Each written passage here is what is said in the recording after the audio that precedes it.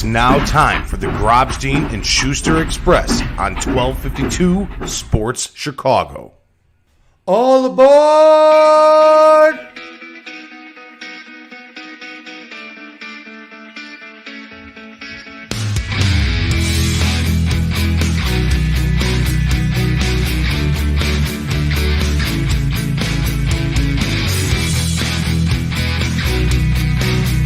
And now, here are your hosts, Les Grobstein and David Schuster.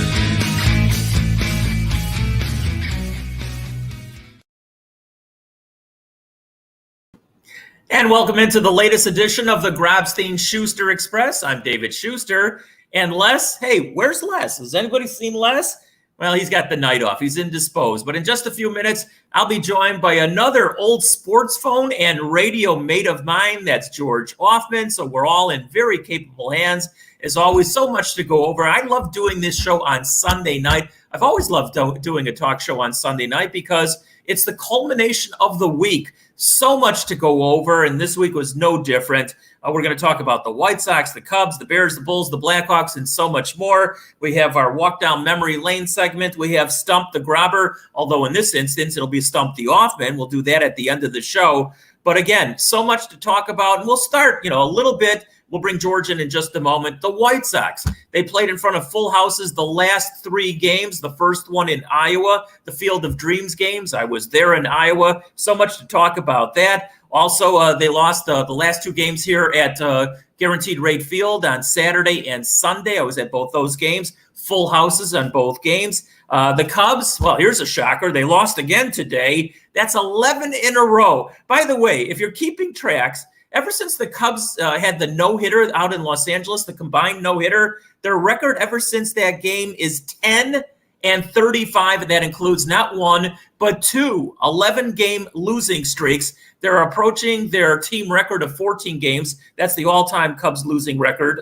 So we'll see if they get that. They could lose three in a row in Cincinnati and come home and break that record. We're going to talk about Justin Fields and the Bears coming from behind. The Bears didn't have a first down until the last 30 seconds of the first half yesterday, and that's when Fields basically came into the game in the final couple minutes of the first half. And then I'll tell you what, he was impressive in the second half. He threw for a touchdown. He ran for a touchdown. And listen, there's a lot of questions. I mean, no one knows all the answers to Justin Fields just yet. However, the kid is exciting. And if he's surrounded, and I do mean surrounded by an offensive line, and that's really problematic at this point, maybe Justin Fields will be the quarterback that Bear fans have been waiting for years and years. We'll talk with George about that. We'll also talk about the Bulls.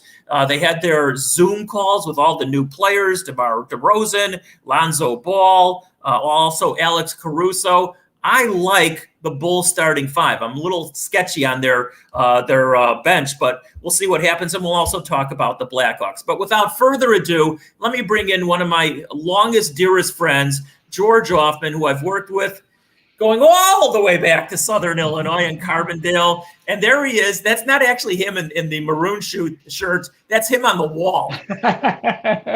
Actually, I keep looking back. And every time I look at him, I just keep saying to myself, am I still better looking than him? And the answer is yes, but I just don't know for how long. Oh, the answer is no. Come on. By the way, isn't this the time of year where Les is chasing squirrels? Listen, well, the squirrels are running away from him because they know he's the biggest nut of them all. I got to say hello to one of my friends of mine, Marty Zimmerman, Hector, who says hello to me. How you doing, Hector? And we got so many other people that are going to chime in. George, the beauty of this podcast is that it's interactive and people have the chance of making comment to us and asking questions. And I love that. I mean, that's the beauty. Whenever I did a talk show on The Score or ESPN, even before that, I loved having people get involved in the show because that's what it's all about. Oh, yeah, no, I always enjoyed that. I keep thinking back to one show that'll always stand out to me. It was the day after Muhammad Ali lit the Olympic flame in Atlanta. And it was really striking. There were a lot of people that loved it and a lot of people who didn't. And those were the days where you just sat there and punched up a button and let people talk. And I'll always remember that because it stood out because people had really strong opinions about that. So yes, it's fun. You want people to be part of it. Things have changed now since 1996, as we well know, David. But the interactive part is always great. Well, in retrospect, I'm curious. The people that were negative towards Ali, and why? Because he showed the signs of Parkinson's. Is that the reason? I mean, No, no, then no, no. what was it? Because he was against the establishment? Why? He didn't go to he did not sign up for the Vietnam War. A lot of people thought he was a draft dodger, and so they didn't respect him for that. I understood that. I disagreed, but there were a lot of people that just didn't like the fact that Ali uh, didn't, in fact, go to war with the other troops. There are a lot of people, as we well know, David, that didn't want to go to war and found ways to get out of it. But there were so many people who thought it was just the most wonderful thing and the right person to choose. You're a bigger boxing fan by a long shot than I am, but we're great admirers of Muhammad Ali. I mean, he stands alone as one of the great champions and personalities in the history of our lives. I got to tell you, he's the only athlete, and I've probably told you this story 100 times. The only athlete that I was ever intimidated by, and I've met them all, the ones that I've met over the last God knows how many years, and I was never in awe of any of them. But I met Muhammad Ali when he was in Chicago. This is like late 70s or something like that. Yeah. And I honestly was in awe of the guy. I was tongue-tied, and I hate to say this, but, when I saw him again later on, much later on in life, out in Arizona when I went out to spring training, and he lived out in Scottsdale, and we would go out to dinner, let's say like a Don and Charlie's, which is the famous haunt out there. And he would come in with his entourage. Unfortunately, because of the Parkinson's and other effects that he had, he was tongue-tied, but for an altogether different kind of reason. But he, listen, George, he was one of the most, and I'm getting off the beaten track here, but he was, if not the most famous person on earth during his heyday. I mean, bar nobody else. Right. I mean, I think he was more famous than the Pope. And I believe I was also there. I got a couple of questions into Ali, and I'm a little hazy. It might have been at DePaul or something when Frazier was making a fight here. That was it. That was it. Now, how about that? I was there. It's a little hazy, but I did get a microphone at the Muhammad Ali, and I got to say that was not intimidating, but a lot of fun. Yeah, I'm going to tell you, George, that your sound is a little tinty, maybe because of the headphones. You might want to take your headphones off if you can. All right, let's do that. Yeah, and they sound already better. So we want to give the best quality we can for our listeners. All right, how does that sound? Well, you sound better, but you look terrible. No, I'm kidding. Thank you very much. I still like Alfred in the background, though. All right, let's go over the teams in town, obviously. Let's start with the White Sox. As I mentioned at the top, I was in Dyersville, Iowa. I never thought in my life I would go to Dyersville, Iowa, if it wasn't for the movie, of course. Steve Winder says hello to both of us. Anyway, I was there for the game. It was a cool experience. It really, really was. I thought Major League Baseball did a really good job with the whole thing. I think they actually threw in juiced baseballs. I'm going to be honest with you, George, because it was flying into the corn patches like no tomorrow. But it was really a cool thing. And then they come home, and the Yankees win the games both yesterday and today. And listen, the Yankees still have a really powerful lineup. Their pitching is suspect, and that might hold them back from making the playoffs. But it was playoff baseball in all three of these games. It was fun to watch. They were exciting games, but the White Sox were exposed for what's supposed to be their strength, and that's their bullpen. And you have to ask a question, what is wrong with Liam Hendricks, who pitched back-to-back games and gave up 7 runs? It's a lot of runs to give up when you're supposed to be the closer. Now I think Tony La Russa has to really make a choice here, because when you think of Hendricks, and he has been the closer this year, but he's also given up, I believe, 11 homers and 50-plus innings. The guy who's got the long track record is Kimbrel. I mean, he's a Hall of Famer, and he was a little shaky as well. That was the problem for the White Sox in this 3-game series. Their bullpen lost the games for them. They certainly had the offense, except today they were hamstrung, and then there they were again with a 9th-inning rally. But this is supposed to be the back end of their bullpen is supposed to be their strength. Right now, it's a little shaky. The other part that's really worrisome is I believe Their record now is 16-20 in games against teams that are above 500. Well, guess what? They've got 4 games against the A's, games against the Rays, games against the Jays. They're all above 500. Possibly all 3 could be playoff teams. Well, you know what? If you don't win these series, you can't just walk into the playoffs in October and say it's a clean slate. You've got to prove that you can beat the better teams. And right now, the White Sox aren't doing that. All points well taken. I would also ask you to come just maybe a little bit closer, even to your laptop or computer, to get the maximum of the sound. Some people are saying it's still a little tinty, but all right. My good friend Marilyn says the Yankees can hit anyone, and she's right. Marilyn is the biggest Yankee fan I know. Their pitching is still suspect, but time will tell on that. There's still a couple of games out of a wild card as of right now. George, I'm going to go one further. Yes, the bullpen was not good, but the starting pitching recently, which has been their staple all season long, talking about the White Sox, it's faltered a little bit as well. Rodon is obviously out right now, and we'll see, how long he's going to be out. And I think they can be patient with a 10-game lead in their division. But Lance Lynn wasn't so great in the Field of Dream games. Lucas Giolito has been up and down. Dallas Keuchel's been the weak link. Yes, Dylan Cease is inconsistent as well. And I'm spacing out on the last person right now. Well, it would be Ronaldo Lopez has been pitching as well, and obviously you've got Rodon is going to come back. No, there's no question about it. I mean, they lead the majors or right up near the top in a lot of categories.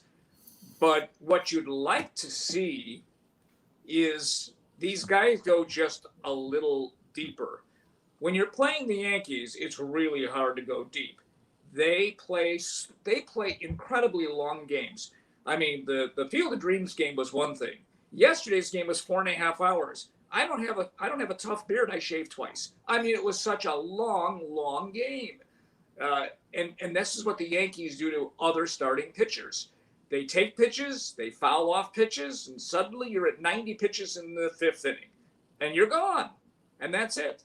And what you want to see is the White Sox pitching staff go a little deeper into games. You can't just rely on a bullpen and say, well, guess what we've got? We've got the great back end of the bullpen. It doesn't work like that. All right, let me ask you, you mentioned Hendricks and you mentioned Kimbrel. Why do you suppose, and they're both not pitching up to their optimum right now, their zenith, whatever you want to call it. Do you suppose it's because they're tired? It is the dog days of August for what it's worth. Or is it something psychological ever since the trade was made? And you hate to think that that's it, but it's at least a theory that they're looking over each other's shoulders at each other and wondering who's going to be the closer, who's going to be the setup guy. Neither one is pitching to the way they can pitch, at least very most recently.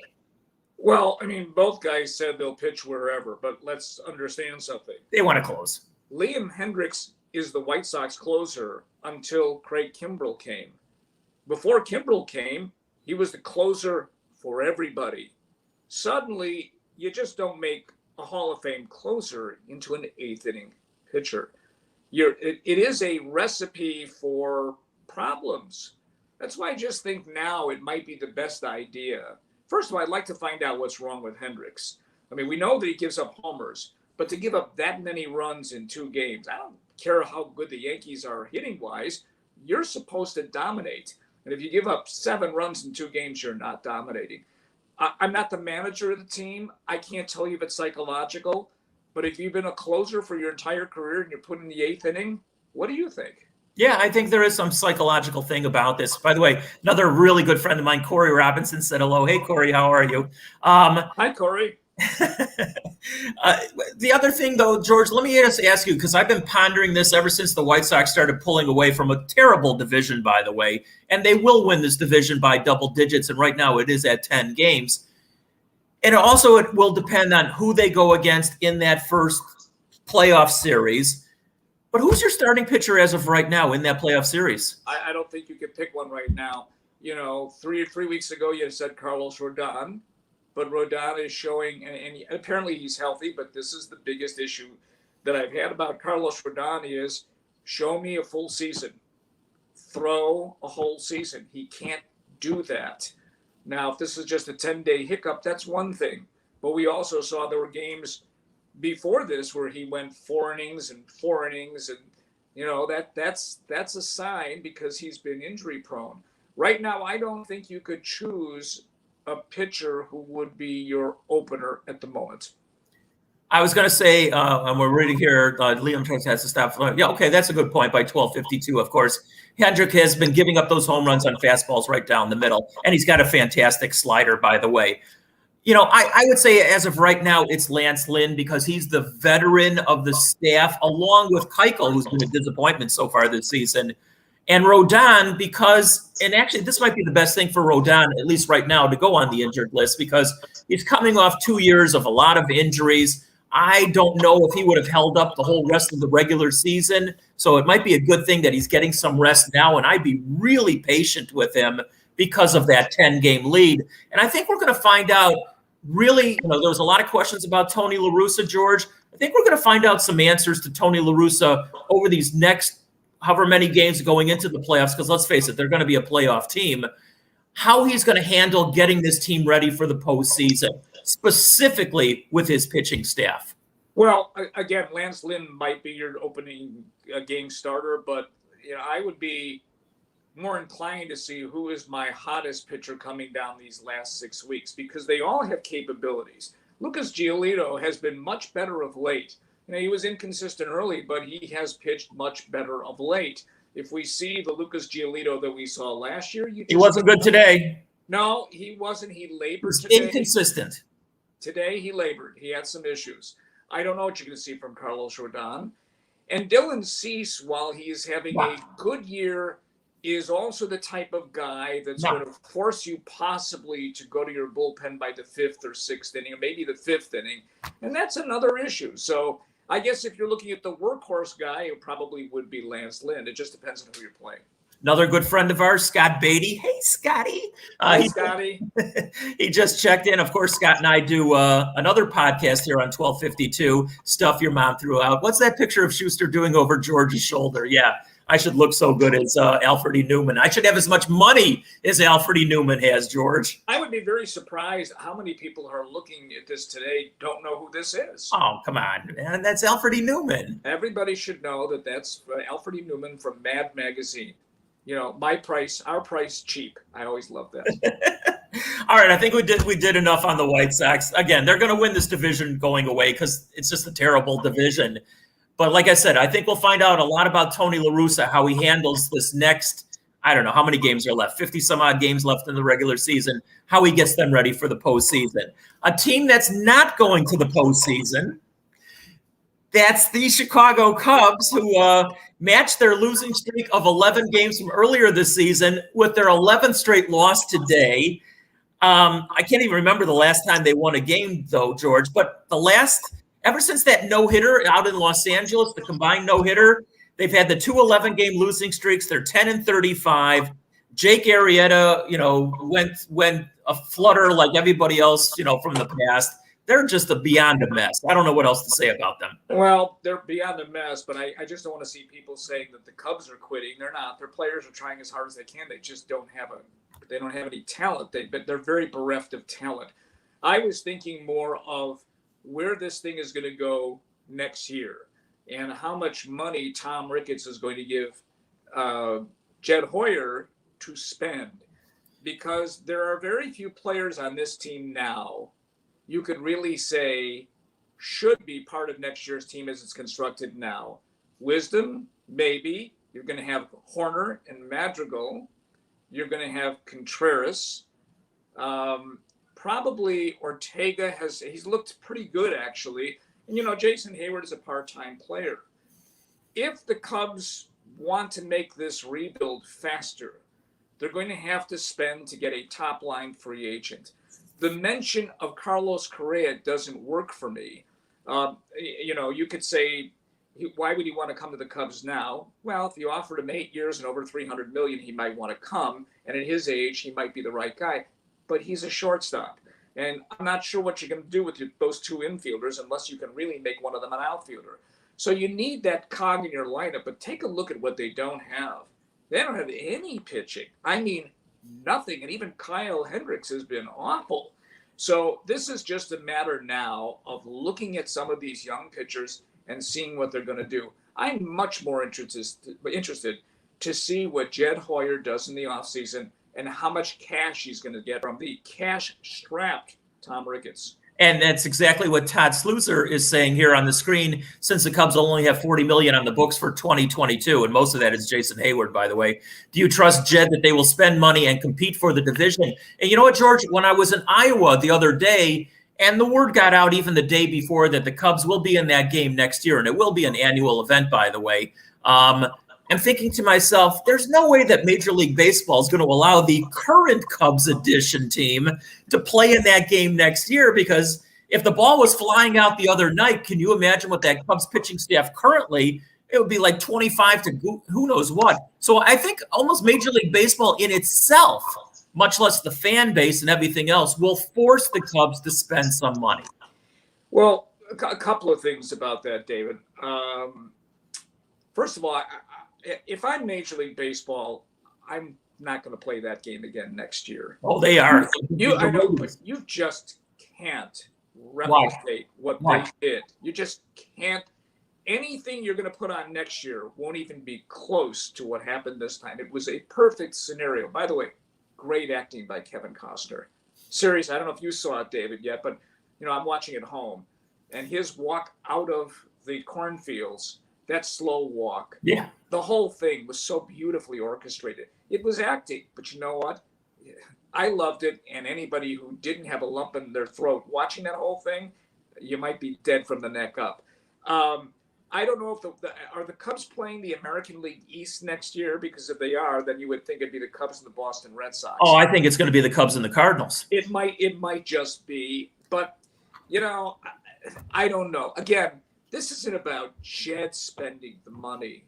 It's about how much money Ricketts is going to give to Jed. And what are you going to spend it on? You're going to have to buy some kind of pitching. You're going to have at least a legitimate pitching staff, which means you're going to have to go out and sign some relievers since you got rid of a whole bunch of them.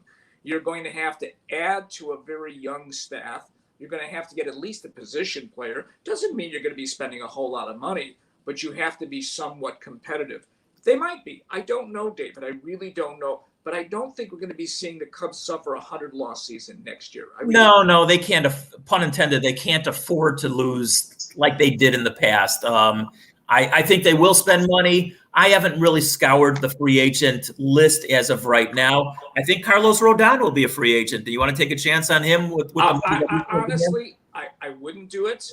I wouldn't do it if I was the White Sox, because Carlos Rodon, while he is having a wonderful year, is an injury waiting to happen. And if you're willing to pay him 3 or 4 years and a lot of money, that's buyer beware. All right, let me ask you another question before we move on to the Bears. Jake Arrieta was released. I mean, they had to release him. He was god-awful, this most of the season. He started out okay, but then just was god-awful, especially recently. And then I think he put the nail in the coffin with what he said on the Zoom call at the end of his last game. Not going to even get into that. But no, it was awful. It was dumb on his part, but whatever. I had some arguments with some people who say that Jake Arrieta is a legend.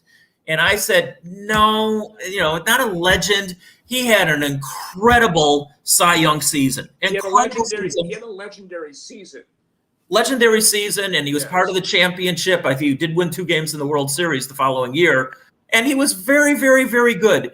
But I guess my bar is set pretty high when I use the word legend. So to me, sorry, not a legend. No, Jake Arrieta isn't a legend. As soon as that game was over, I pretty much said I'd be very surprised if they brought him back. People were telling me at the beginning of the year he's going to win 12 games. Remember, he went to the Phillies for 3 years and a lot of money, and he was terrible. I don't know what the Cubs' thinking was when they brought him back. If they thought they were going to be competitive with him, you could pretty much sense that he's done. So funny, too. Arrieta needed time to blossom. He had 2 unbelievable years, 1 spectacular year, and that was it. It was a fast flame and flickered and went out. And you have to wonder because it's been the PED era. What was he using? I'm not accusing him of anything, Right. but you still wonder nonetheless. Let me ask you one last question on the Cubs. Listen, I mean, the product that is out there right now is abysmal, and a lot of fans who's paid a lot of money in advance feel gypped, for lack of a better term. Do you think that Tom Ricketts should have some kind of press teleconference, Zoom, whatever, and sort of explain the situation now and possibly going forward to his fan base? Absolutely. This is a man who liked talking to the fans. He would walk through the stands when the Cubs were doing really well, and then kind of put his foot in a bucket with the marquee network, and then the sell-off of the players, which is really not his choice. That was something that had to be done by Jed Hoyer. It was late, but when you thought about it, the only player that you really wanted to have back maybe was Chris Bryant. I'm glad the Cubs traded Javi Baez, and I hope the kid that they got back in return will become a good, decent major leaguer. Anthony Rizzo, a different story. He might be considered a legend for the Cubs in his performance and off the field situation. I do understand there are people that are very pissed off that he is not vaccinated. I understand that. I get that part. But Tom Ricketts definitely needs to explain honestly where the Cubs are going forward. It can't be gobbledygook. He's got to say, look, I'm going to give Jed the reins and I'm going to give him some money. We want to pull this thing together so that we can be a championship caliber team by 2024, or at least a playoff team by 2023. I got to tell you, though, that's really hard to see right now with what they've got on the field. I agree. I just honestly think that since he's the top of the totem pole and everybody else is just doing his, whatever he told them to do, I think he probably told Theo, this is what's going to happen. And Theo said, I want nothing to do with it. And that's why he split. And it fell to Jed, and Jed is just doing what, super upper management is telling him what to do. So honestly, I do think he needs to get in front of the fan base. All right, let's switch over to the Bears. I was at the game yesterday at Soldier Field. For almost the entire first half, it was a yawner, of course. They didn't have a first down until literally the final 30 seconds of the first half. And then the kid showed what potentially he can do. Now, it wasn't against first-teamers. That goes without saying. Justin Fields has got that it quality. Yes, okay? He does. And he showed that to you at Ohio State. It's still a little scary to me because I did see a flaw, and I'm no football savant, don't get me wrong. But I did see a flaw of his at Ohio State where he'll sit in the pocket too long before he takes off. And you're not going to be able to do that in the pros because those guys are coming at you a lot faster no matter what he said yesterday. Yeah. And he wasn't going against the first teamers for the most part yesterday. But he's got that it factor, George. He's got the great arm. He's got the great legs. If he's surrounded weapon-wise and even more importantly, offensive line-wise, and that's really problematic right now, I think the guy is the real deal. This is a great batch of quarterbacks that has come into the NFL this year. Well, it was interesting to hear him say yesterday that the game was actually slower than it was. Wait till the season begins. Right. It'll get a lot faster for him. Yes. It reminds me a lot of when the Bears traded for Jay Cutler, who was an all-pro quarterback when he came here. And I believe the first year he was sacked 35 times, and the next year an astounding 52. He was killed every game. Jerry Angelo did not provide him with an offensive line. Jerry Angelo did not provide him with wide receivers. In the case now, the wide receiver group might be a little better with Allen Robinson, but I'd be very leery about starting the guy in the first 2, 3, or 4 games because I want to see whether or not the offensive line is good enough to protect Andy Dalton. You certainly don't want this kid to be knocked out in the early going. I mean, he showed a lot of poise. He was very collected out there, and yes, he was very impressive. And I think the word you use, he's got the it factor. Yeah, I like that term. You could see that. You didn't see that with Mitch Trubisky, but you could see that with Justin Field. And I think that there are a lot of fans, and understandably so, that would love to see him start the opener. I just don't think that that's the right thing to do. It's not going to happen because of the offensive line as much as anything else. They signed Dalton to be a one-year stopgap, and he's going to be the starting quarterback unless he gets injured over the next couple of weeks. And that offensive line is the main reason you don't want to throw Justin Fields to the Lions. And I don't mean the Detroit Lions. I just mean the NFL Lions. I mean, the Bears are so desperate, even though he's going to the Hall of Fame somewhere down the road. Jason Peters, who they signed yesterday, is 30. George, he's almost as old as you. It's 39. And me. I want you to know something. I'm 39 now. I've been 39 now for 28 years. You and Jack Lenny. That's right. Listen, you got to do what you got to do. I guess. It's really patchwork. It's not good. It's really bad. And, the people they drafted is a guy with a back injury is not even showing up for practice, can't even play. So it is a big issue. And yes, you want to make sure that you can protect your quarterback, and particularly, and I don't mean this against Andy Dalton, but you want to protect the goods. The goods is Justin Fields. Yeah. So for all those many reasons, and God knows there might even be more, Justin Fields is just going to have to bide his time. I think he will get in there eventually as a starter, but I don't think it's right off the bat. I just don't. No, I don't think so either, David. But you never know if there's ineffectiveness by Dalton. We'll see how he fares. He's a veteran quarterback. He's had his ups and downs in the league. If the Bears can survive 3 or 4 games, he might as well. But I think that if you really want to be smart, let things come to Justin Fields. And if Matt Nagy thinks he is ready for the first game, so be it. But I have a feeling he's got a plan that says, I'm going to hold off for a little while. Do you know who's coming to Soldier Field next Saturday afternoon? Who's coming to Soldier Field next? Elton John. No. Well, maybe. I don't know. Maybe he is. I don't know. How about Mitch Trubisky? Oh, that's right, with the Buffalo Bills. And you know what? The fans are already getting ready to boo. I mean, it's only, Sunday night? They're already booing 6 days in advance. Well, I mean, he's going to play too, but in the regular season, unless Josh Allen, is hit by a van, he'll never see the light of day. But he will play on Saturday at Soldier Field. Yeah, of course he will, and I understand that. And who knows? He may have a really good game. That wouldn't matter much to me. I mean, the bottom line is he could only find a $2.5 million deal to back up a quarterback who's a franchise quarterback for Buffalo. What does that say about Mitch Trubisky? And what does that say about Ryan Pace? What does that say about the NFL that they're giving him $2.5 million who will probably sit on the bench the whole season? Well, you got to have somebody in case Allen gets injured. Yeah. All right. So that's the Bears. It's really hard to tell.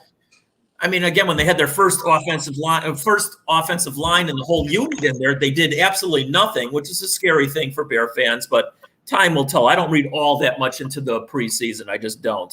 Let's talk about the Bulls. The Bulls. Okay.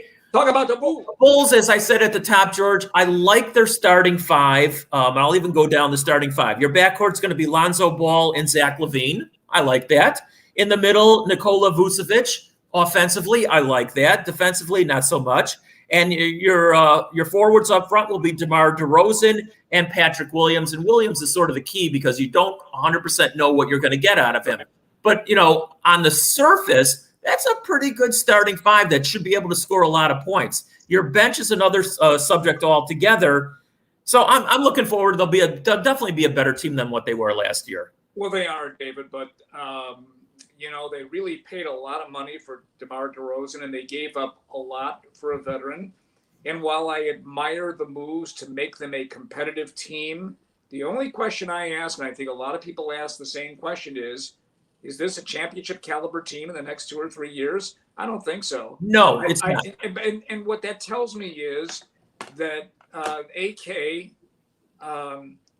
Konicevic put together a team that is good enough not to be good enough. And yes, they'll be entertaining, but you think to your back of your mind, I mean, Vucevic is 31? Mm-hmm. Zach is much younger. DeMar DeRozan is in his 30s.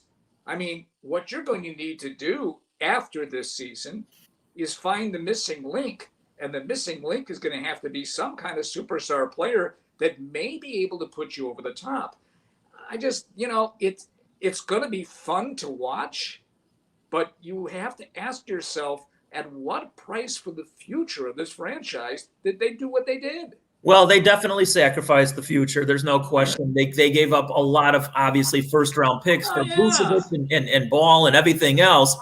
And your point is well taken, George. They will be a better team, but you got to take a look around the landscape. Are they going to be better than Brooklyn over the next 3 years? The answer is no. Are they going to be better than Philadelphia or Milwaukee? The answer is no. And well, you don't know what Philadelphia's going to be like. Simmons is going to be gone, but you're right. You're talking about Milwaukee. How about Atlanta? I mean, Atlanta's better too. The East is pretty good, and people think, oh, well, what are the Bulls going to be? They're not. They don't look like they're going to be a home court advantage first round team. They could be a first round and out, and that's just not good enough. But we don't know. There could be some really good chemistry. This could be certainly an exciting team. It's a lot better than what we've seen over the last number of years. But I do question the philosophy behind all of this. I really do. All right. Well, I mean, there's a few. Well, I shouldn't even say a few. There's a couple of wild cards potentially. The kid who we've seen a little bit of out in summer league, Marko Simonovic. I think you're right. Correct. Okay. Possibly a talented player. Yes, he's got. He possibly could be like a diamond in the rough, like Jokic was. And Karnisovas is known for finding players like that. Yeah. I got to see him with my own eyes up close. Never mind what I'm seeing in summer league. That means almost nothing. But I mean, they're going to have to get lucky. They really are. How good is Lonzo Ball going to be? I think it was the right thing to do to trade for him. I've been saying for years now that they need. To me, a point guard is as important as a leadoff guy in baseball. It sets the tone. I think a question that I would ask you, David, is what are they going to get back for Lauri Markkanen? Because he wants to be traded, and I would think your inventory here would be to try to get a first-round pick, which may be a little difficult to do. And where does Kobe White fit in? I know he's injured. I know that we all agree that he wasn't a starting player. It could be a really exciting player off the bench, but suddenly he's gone from a lead guard to the back of the bus. No. He is where he is absolutely should be, where they drafted him, where he should be right now. He is your sixth man, your first guy off the bench, a shooting guard who can play in Billy Donovan's 3-guard offense, who will score you 20 points off the bench. George, there's so many good teams that have won with a player just like that coming off the bench who can score. Vinnie Johnson is the all-timer to me, the all-timer, the microwave. Lou Williams out, in a couple of different teams. Right. Jamal Crawford, those kind of players are worth their weight in gold. Kobe White is going to have a 10 to 12-year NBA career doing exactly what he's going to be doing starting going forward, coming off the bench and scoring the ball. All I care about is if he's out there, I want to hear Stacey King every time he's out there going, give me the hot sauce. That means he's got his 3-pointers.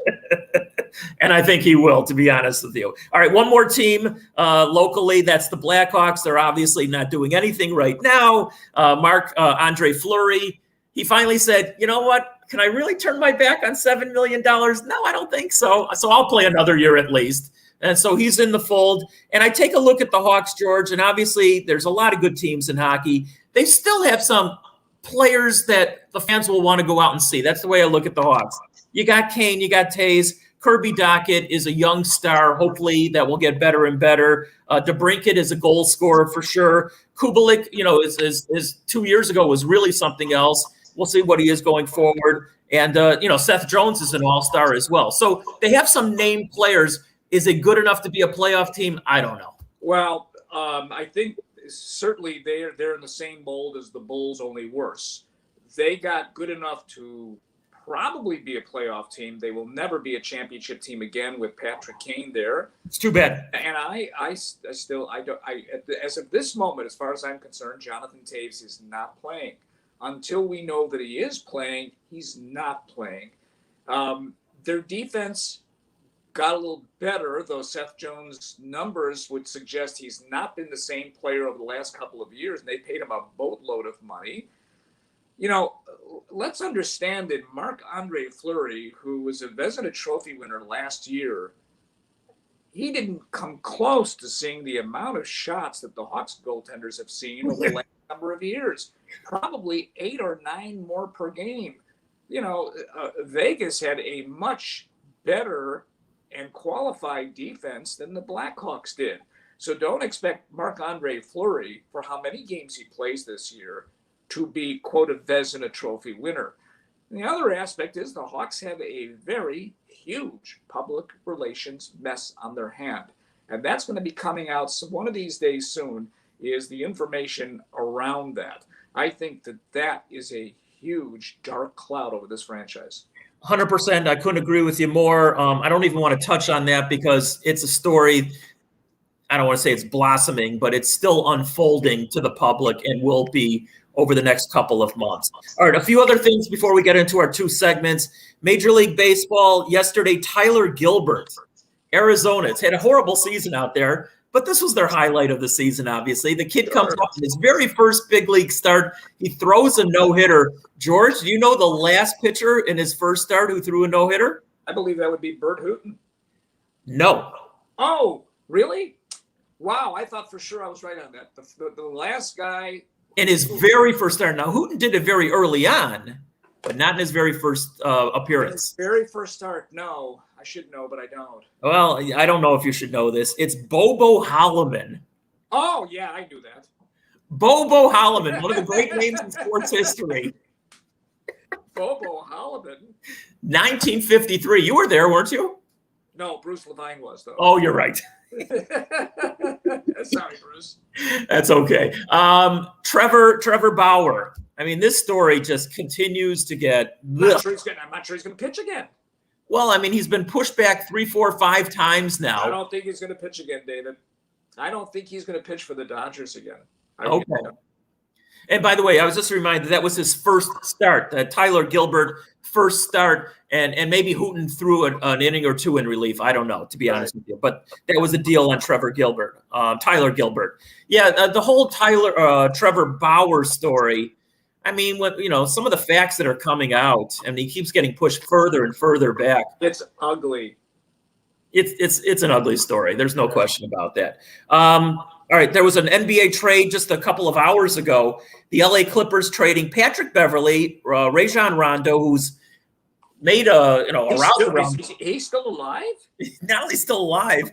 Rondo's going to be a good coach someday. I told you he will. He will be a good coach. I really do believe that. Anyway, he got traded. He's been on more teams than a mannequin lately. They all go to Memphis for Eric Bledsoe. The thing is, Beverly and Rondo are both point guards, and Memphis has probably got the best young point guard in John Morant. So to me, this tells me that Memphis is going to dump one, if not both, Beverly and Rondo for economic reasons. Beverly is still a pretty good harassing defensive player, is he not? Yeah, he's a scrappy ball player, yes. But the Bulls have that now in Caruso. So right. And then what else do I have here? Fernando Tatis. He plays. Wow. I mean, can you imagine the White Sox traded him? Can you imagine if he was on the White Sox for the garbage that they got for him, by the way? Man, Big Game James. He was out for how long? And what did he do today? He had 2 home runs. Oh, God. And playing the outfield, by the way, today. I think he's the one that has the shoulder issue, which is really a serious issue because it keeps popping out. They got to figure something out with him.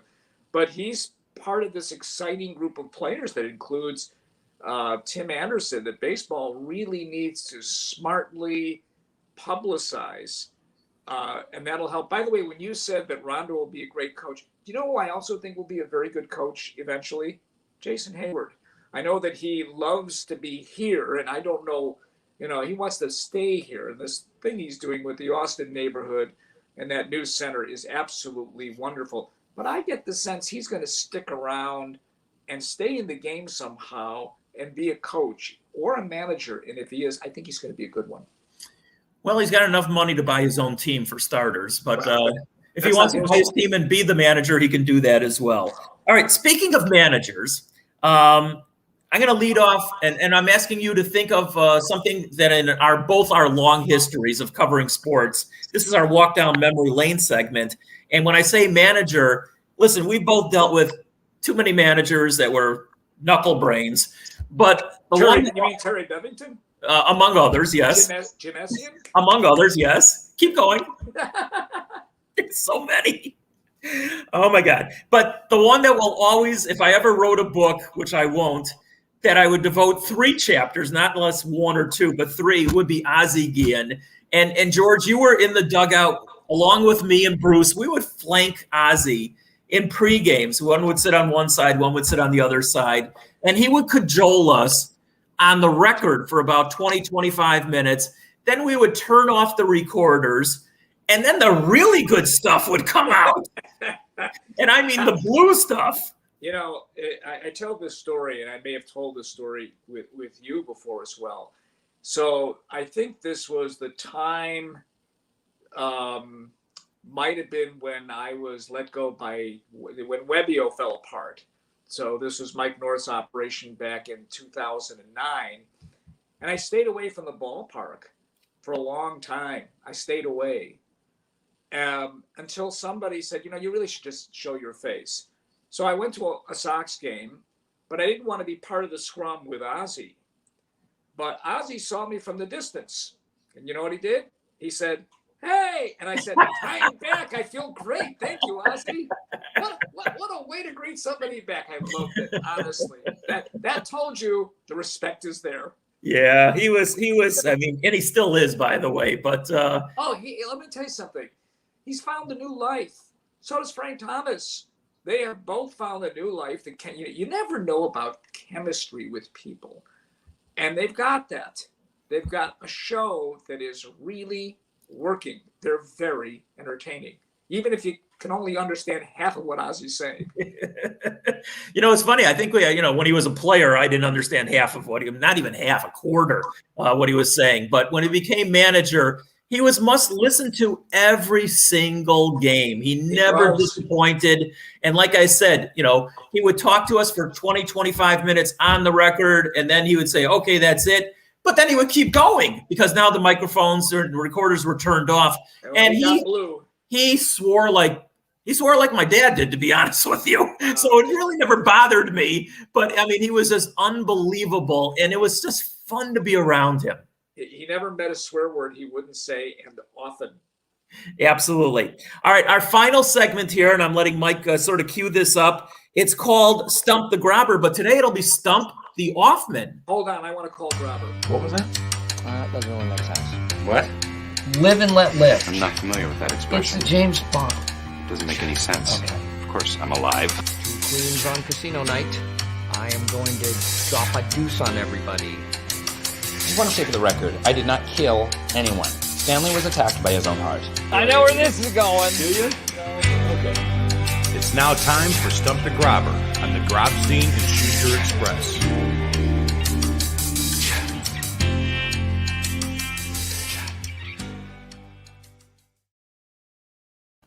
And to be honest with you, we got tired of stumping the Grabber, so today we're going to try and stump the Ofman. You probably will, but give me the best shot. I'll try. All right, well, I tailored a lot of these around you, to be honest with you. Okay. Now, what a lot of people don't know, maybe some do, you and I both went to Southern Illinois. I'm sure neither one of us remembers anything that happened down there because it's all a big fog, at least it is for me. It's a smoky haze. It absolutely is. But, there was some great athletics there. Now, this first question, it dealt with an event that was even before the two of us. 1967, they won the NIT championship. Of course, Walt Frazier was front and center on that team, although he only averaged 18 points that season. Okay, who did they beat in the NIT championship game, George? Wow, I couldn't tell you. I should know that, but I just simply can't even envision who they beat. Okay, let me tell you. I think was Hartman their coach? Hartman was their coach, absolutely. Clyde was the player, and I don't remember. Okay. They beat Marquette and Al McGuire. Oh, I didn't know that. Wow. Yes. They beat Al McGuire. It's funny that you mentioned that because in 1977, we traveled to Omaha 3 times for the Salukis in the Missouri Valley Baseball Tournament. We also traveled there for the World Series. Right. But we were there for the NCAA tournament, which was, I believe back then, may have been the last year that they were 32 teams. And Al McGuire and Marquette was in that region. And I wish I had a tape recording of Al McGuire after a game. You think Ozzie Guillen was blue? Holy shit, this guy was unbelievable. Well, another coach who put both those guys to shame was the coach at Northwestern. O'Neill.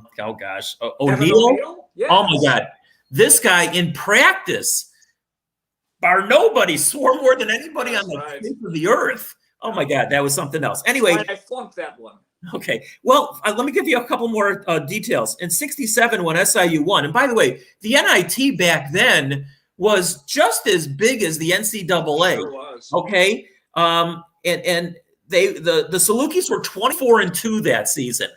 24-2. They lost one game to Louisville in double overtime, and they lost their other game to SMU by 2 points. Wow. They won their final 19 games.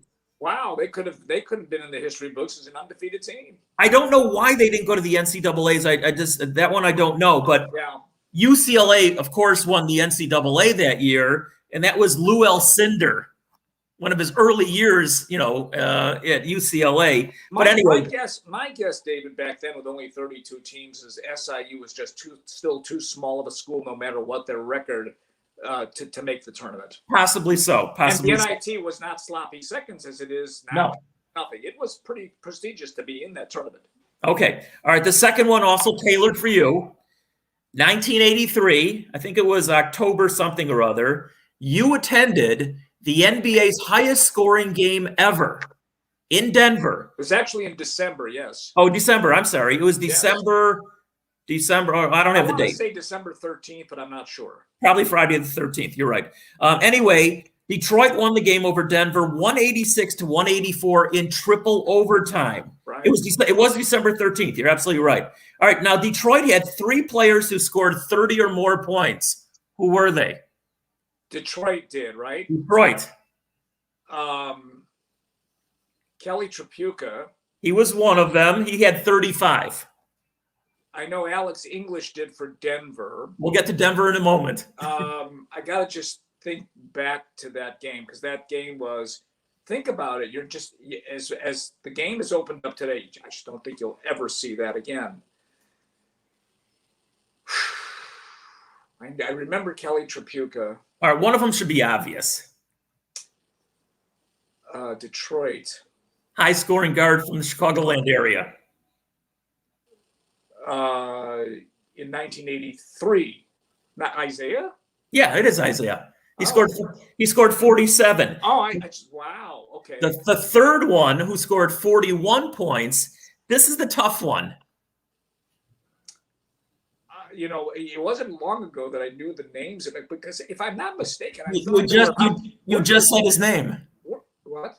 You just said his name. I did. Yes. David. No. At our age, I can't remember what I just said. You just said long ago. It was John Long. Oh, John Long. Oh, my gosh. Weren't there several 50-point scorers in that game? There was one 50-point scorer. It was on Denver. Who was it? Yeah, see, I don't think it was Alex English. English had 47. Oh, my gosh. Who was it on Denver? That was Doug Moe's team, and they ran and ran and scored in an age when this was before Michael Jordan and defense really became a staple in the league.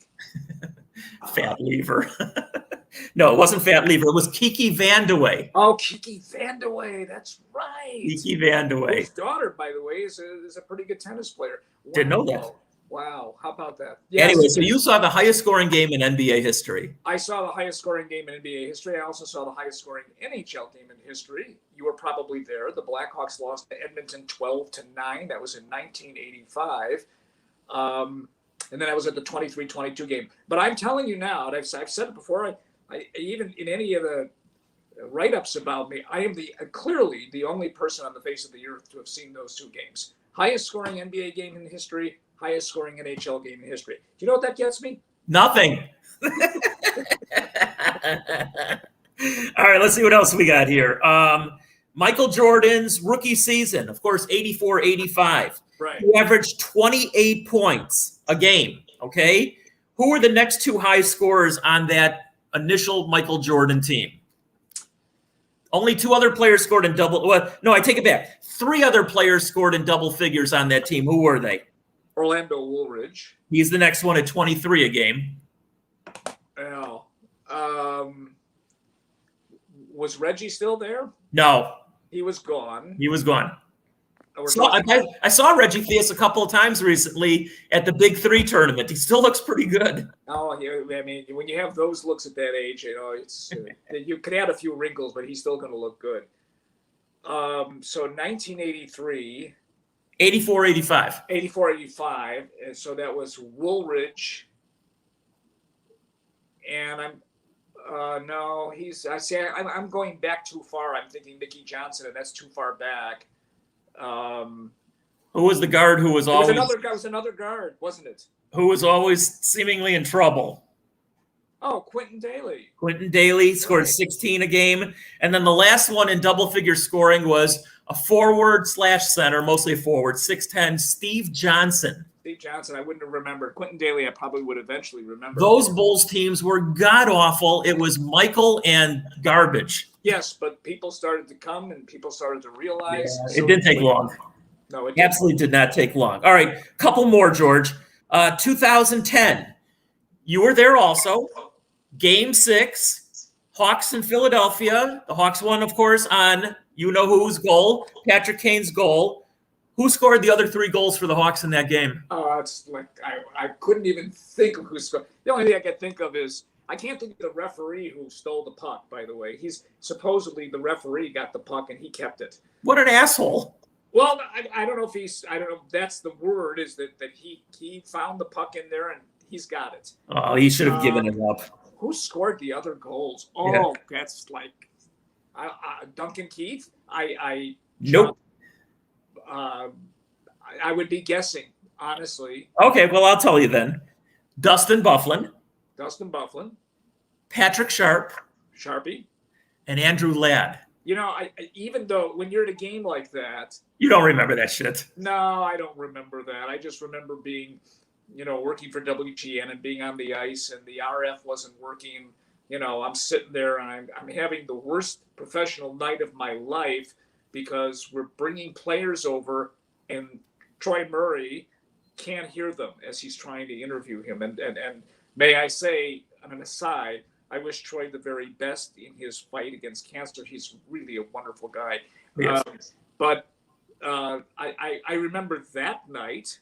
I mean, they won the Stanley Cup. I got 1 hour of sleep and I was back home, into Chicago. So no, that's a tough question to ask is who the other 3 goal scorers were. Wow. Okay, well, I'm going to give you one last chance. So far, I'm not doing very well. That's okay.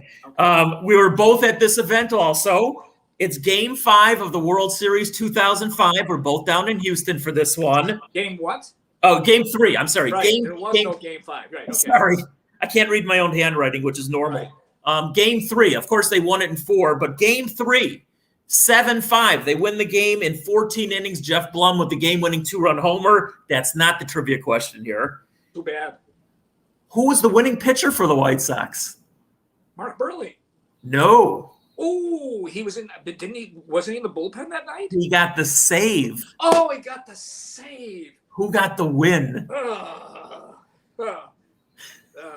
Well, you thought I was going to make it that easy? Oh man, I'm looking at his face now. Oh God, it's an ugly face. I'll be honest. No, with but you. it's not him. Definitely not. Oh, I don't recall. It's Damaso Marte. Oh, Damaso Marte. Yeah, not the world's best-looking human being. No, but he did get the save. It really what was one of the great, memorable games.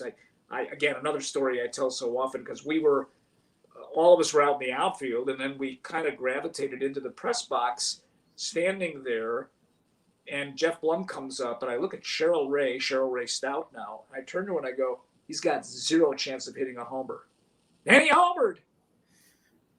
Couldn't believe it. Yeah, and he's I think he's does the color commentary on the Tampa Bay Ray broadcast. If I'm not mistaken, he's one of those teams. Yeah. Yeah, I could be wrong on the team. I mean, Jeff Blum was. I mean, that's the answer to a trivia question that I'll go for 100 years now. But sure. The bigger one is who won the game, and that was Damaso Marte. Burley did come out of the pen to get the save. He also had a win in that series as well. So, and Mark Burley, we talk about good guys. Mark Burley, to all of us, was so much fun to deal with. Not only that, but he didn't want to pitch anymore.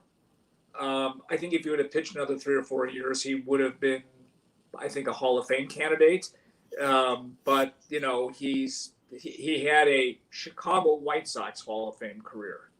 And yes, when you think about how the Yankees take a lot of pitches and what have you, I don't think they'd be taking a lot of pitches against Mark Burley, because Mark Burley worked fast and put the ball right where he wanted to, and they swung.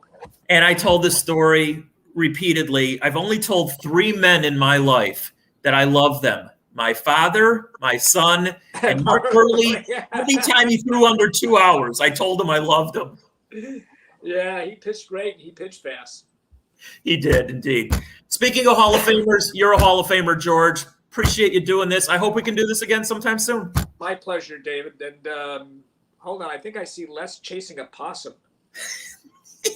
Or wait a second, it's the other way around. That is Les.